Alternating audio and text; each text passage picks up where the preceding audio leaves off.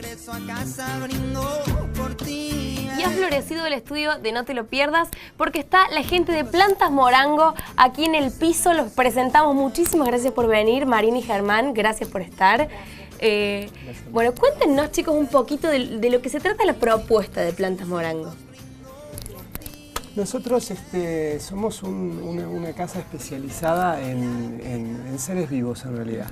Tendemos a cosificar a las plantas, ¿no? Son adornos que los ponemos ahí y que se arreglen. Bien. Y no funciona así, son seres vivos. Entonces la forma de tenerlos es, primero que nada, saber cuáles de esos seres vivos podemos tener nosotros. ¿Sí? Vos no tendrías una mascota, un león de mascota, porque te va a comer. Bueno, yo si tengo un patio chiquito no voy a poner un aguaribay o una planta que crezca demasiado grande. Bueno, en todos los aspectos del jardín hay que tener esto en cuenta.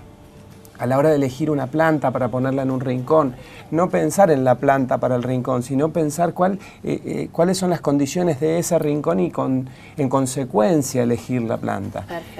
Plantas hay para todos los medios, hay para todos los lugares, hay para lugares muy expuestos al sol, al viento, a la lluvia, al frío, al calor, plantas para lugares oscuros, hay algunas que podemos tener adentro de casa, en lugares más claritos, más oscuros, menos ventilados, más ventilados. Plantas hay para todos los espacios.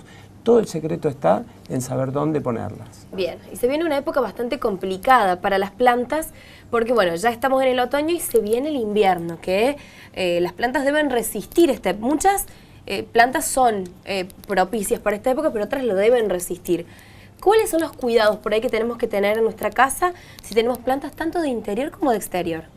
Una cosa muy interesante para preparar a las plantas para el invierno es el tema de la fertilización y el cambio de suelos. A veces ni siquiera fertilización, porque si nosotros tenemos cuidado en darles de comer a estos seres vivos periódicamente como correspondería, hablo de tener una planta en una maceta durante 5 años, por ejemplo, sin cambiarle la tierra. La planta se pone débil, no tiene que comer. ¿Sí? La tierra se va lavando, los nutrientes se van gastando, la planta consume de ahí. Entonces, como la planta consume de ahí, la planta necesita que le sigan dando de comer porque está en una maceta. Entonces, bueno, los cambios de sustrato en esta época, el renovarle la tierra a nuestras plantas, el prepararlas para el invierno, que estén fuertes, que estén bien comidas. El tema del riego, en Río Cuarto tenemos una cualidad bastante particular con el clima. Tenemos un verano más tropical y llovedor, y tenemos, bueno, ahora una temporada que se viene con menos agua, entonces hay que estar más pendiente del agua. En invierno la gente tiende a dejar de regar. Sí. Dejar de lado el jardín. Deja de lado el jardín. Y no es así, es al contrario, porque tenemos una temporada donde viene más seco, donde es importante. Claro, el clima, y estamos dentro de un radio que para nosotros se podría mencionar como cosa importante. Tenemos en un radio de 200 kilómetros a la redonda, para nuestra forma de ver las cosas, tenemos el mejor clima del país para tener plantas. Bien. Y para tener variedad de plantas. Pero hay que estar atento a lo que cada una necesita. No todas necesitan el mismo suelo, el mismo abono, el mismo sustrato, el mismo sol. Entonces, prepararlas con un cambio de maceta, de comida, darles de comer, ubicarlas en los nuevos lugares donde van a estar. Podemos hablar, por ejemplo, de la flor de nácar es una begonia. Es una planta que podemos tener prácticamente todo el año fuera, pero en invierno, si le agarra una helada de 5 grados bajo cero, se va a morir. Exacto. Entonces, ponerla en un patio interno, en un jardín de invierno, en algún lugar de la casa que tenga cierta ventilación, y así con todas. También es época de generar nuevo color en el jardín. Claro. El invierno no trae cosas grises y frío, y el invierno también puede traer color. Hay muchas plantas que podemos poner en invierno: las coquetas, las éricas, las clavelinas, los pensamientos. Estas me encantaron, son divinas. Son muy lindas. Preciosas. Y son eternas, sí. Son eternas. Y están todo el año. Son por ahí flores o plantas, mejor dicho, que sobreviven más fácil el invierno por ahí. El invierno, el verano, están casi todo el año floreciendo. Bien. Y eso está todo. bueno porque uno por ahí cuando quiere instalar una planta en su jardín quiere que tenga color siempre. No es lindo por ahí una planta que desluzca, que esté medio el palito siempre medio feo. Y esto por ahí es una buena opción. Claro, no solamente en lo que es plantines, también pueden ser arbustos. Claro. Las camelias, las azaleas, copo de nieve, todas esas plantas florecen ahora, otoño-invierno. Cuando tenés todo el jardín pelado, que se va poniendo amarillo, van cayendo las hojas, podés apreciar esas otras flores también. ¿Hay alguna planta que se pueda, por ejemplo, que sea la época de plantarla para que en el invierno haga y explote, digamos? Te diría de casi todas. Ah, mira. Estamos en época de plantar. No me digas. Plantar, no hubiera pensado lo contrario. Claro. En invierno cuando... Y podar. En invierno cuando las hojas, cuando empezamos a ver las primeras hojas de otoño, lo que hacen las plantas es recogen la clorofila de las hojas, entonces lo que vemos en esas hojas amarillas o en esas hojas de colores, lo que estamos viendo es nada más que los minerales que le quedan a la hoja. Ajá. Entonces la planta recoge la clorofila, descarta la hoja y Sí. toda esa clorofila la guarda en el tronco y las raíces. Es época de tirar para abajo, es época de crecer, es época de estirar las raíces, es época de cuidar el tronco. Y se empiezan a la vez a preparar para la nueva primavera, para el nuevo momento. El otoño y el invierno es la época de mover cosas de lugar, de cambiar, de rediseñar. El otoño y el invierno nos permiten hacer todo lo necesario para que cuando aparezcan los primeros rayitos de primavera, los primeros solcitos de primavera, nuestro jardín florezca. Normalmente normalmente en el barrio pasa esto, ¿no? Esperamos que alguna de las señoras de la vuelta ponga los primeros plantines en la primavera y ahí se ponen todas las señoras hacendosas a trabajar. Y lo ideal sería que cuando salgan los primeros rayitos de sol ya empiecen a brotar solitos los bulbos. Eso es hora de plantarlos en invierno, en otoño, ahora, ese es el momento de poner bulbos. El color para el invierno no hay problema porque tenemos los plantines de estación que nos pueden ayudar.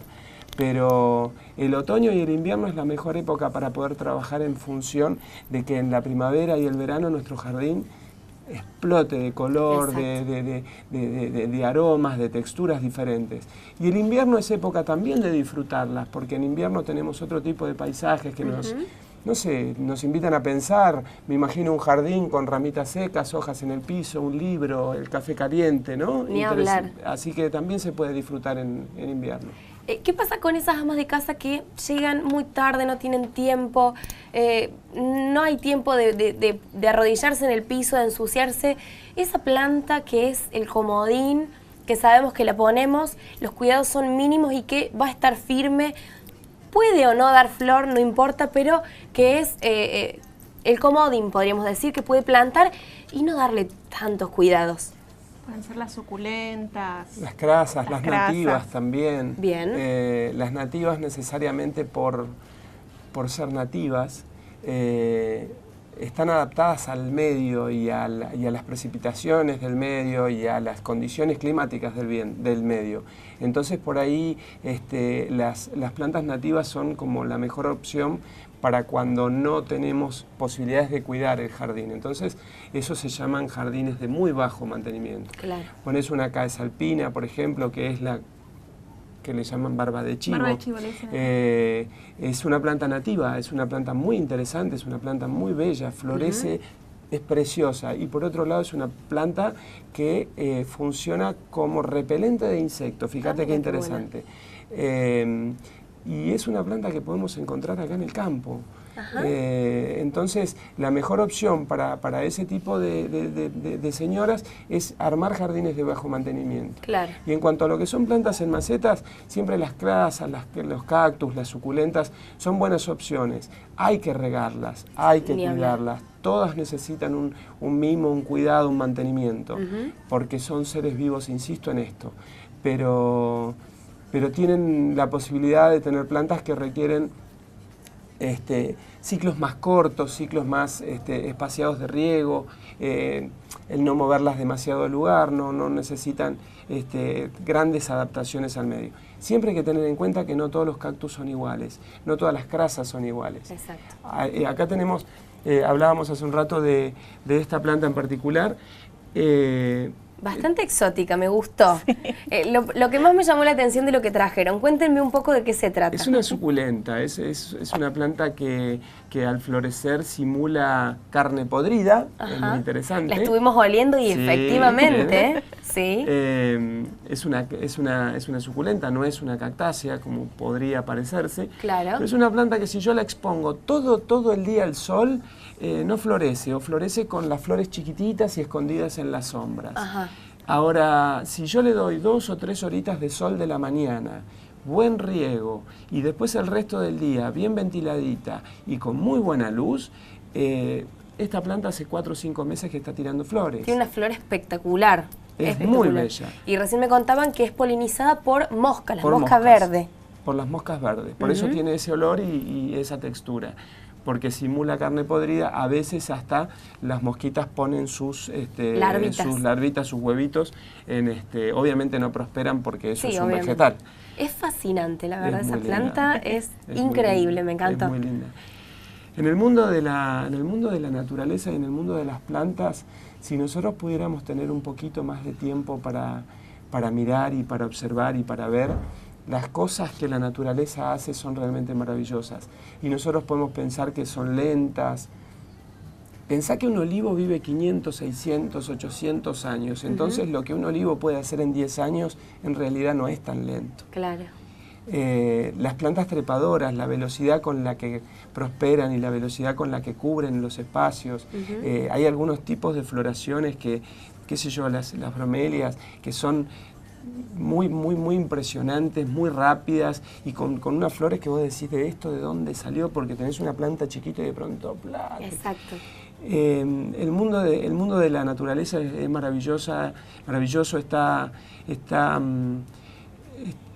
es perfecto, te diría. Los que lo hacemos imperfecto somos nosotros. Nosotros traemos plantas de todo el mundo y las queremos tener todas juntas en nuestro jardín. Exacto. Entonces, es tan diverso, por eso por ahí cometemos muchos errores nosotros. Sí. Al ser tan diverso y decir, bueno, Me gusta, este día riego quiero. todo, este día fertilizo todo, le tiro este polvito que me dijeron que está bueno para ponerle. Y por ahí, como decían ustedes, cada planta requiere su cuidado, su lugar, su luz. Y por ahí ese es el error que cometemos al no darle el cuidado específico que cada cosa requiere, ¿no? Nosotros vamos a comprar y compramos por impulso, por color, por textura, por lo que a nosotros nos gusta, porque nos llama la atención. Me gustan las flores rosadas. Qué lindo quedaría esto Claro. en la estantería. La pregunta al viverista o al profesional de las plantas es: tengo un espacio así, así, asá, y me gustaría tener flores color rosadas. Claro. ¿Por qué? Porque tendemos a amontonar en casa, tendemos a tener de lo que nos gusta y no podemos tener todo junto. Entonces tenemos que armar en función... A ver, cuando vos pensás en construir el comedor de tu casa, vos no ponés una silla de cada color. Claro. Y la mesa de plástico, o ponés una mesa de plástico y una hermosa mesa de vidrio pegada una a la otra con sillas todas de diferente estilo. Vos armás tu casa, vos diseñás tu casa. En función de la cocina, del comedor, de los muebles, pones las cortinas, los colores de la pared. Claro, con el jardín pasa lo mismo. Exactamente. Ujú. Exactamente. Y hay que tomarse el tiempo de planificarlo. No solo ver, Ni hablar. me gustó, la voy a poner ahí y resulta que nada que ver, que no iba. Totalmente. Hay que planificar y tomarse el tiempo. Como cuando construís y haces tu casa. Por o eso, decorás chicos, tu casa. por eso, ¿cómo puede hacer la gente que quiere hacer esto, que quiere dedicarle el tiempo a su jardín para contactarse con ustedes? Bien. Estamos en Estrada, 2476, en el barrio Bimaco. Perfecto. El teléfono es 0358 15 435 6122. Perfecto. Y en Facebook también Plantas Morango. Bárbaro. Ahí estamos viendo Buenísimo. en nuestro Zócalo Todos toda los la datos. información. ¿Algún curso que estén dictando, van a dictar? Exacto, sí. Estamos dando... Acá el profesor. Perfecto. Estamos dando ahora cursos de bonsái. Tenemos una inscripción abierta para 8 personas. Los cursos son muy personalizados. Son de 2 o 3 personas por turno nada más. Bárbaro. Ya que estamos hablando de plantas muy especiales. Está muy bueno el curso de bonsái porque no te enseña solamente a tratar esa planta o esa técnica o ese arte en particular. En el curso de bonsái se aprende a podar, entonces te permite podar el arbolito de tu casa, el rosal de tu vereda. Claro. Te permite entender cómo funcionan las plantas, cómo funciona el sistema aéreo, cómo funciona el sistema radicular. Entonces, el conocer un poquito del funcionamiento de las plantas nos hace también un poquito doctores de las plantas. Y tenemos la posibilidad de tomar decisiones a la hora de implantar, a la hora de preparar un suelo, a la hora de podar para generar una textura o un volumen particular en nuestro jardín. El saber podar es muy importante. Si no, fíjense cuando algunos arbolitos de nuestras veredas o algunos lugares que tienen esas formas tan estrambóticas, sí, y tan, bueno, son malas podas en su mayoría, ¿sí? Todo lo que está mal en la naturaleza lo hacemos nosotros. Las plantas, en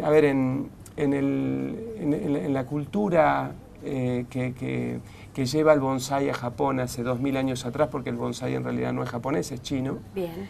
Que es una cultura zen. Ellos dicen que el arte de formar un bonsái es el arte de formarse a sí mismo. Ajá. En la naturaleza todo es perfecto. Si nosotros vemos las plantas como crecen en la naturaleza y no las tocamos, las plantas son perfectas. Las plantas empiezan a tener malas formas o empiezan a generarse en cosas que no están bien cuando nosotros hacemos cosas sobre ellas que no sabemos. Entonces es muy importante saber podar, no es llegar y cortar una rama, es saber qué es lo que estás haciendo a la hora de podar.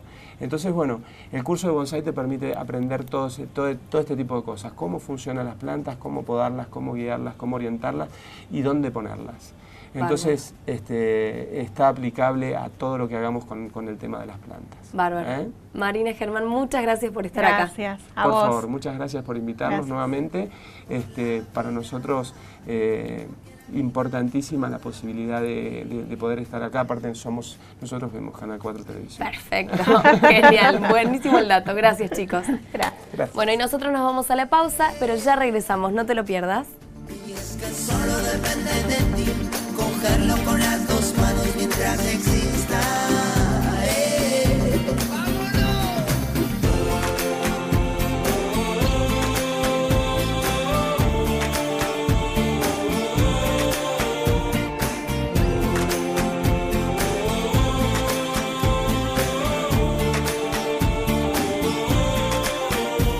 Por la gente que va de cara, por los puentes de palabras brindo por ti. Por las finas y avenidas que van de regreso a casa brindo por ti. Por el tiempo que se consume, ese que no se resume, brindo por ti. Por los hijos de tus hijos y los hijos de sus hijos, brindo por ti.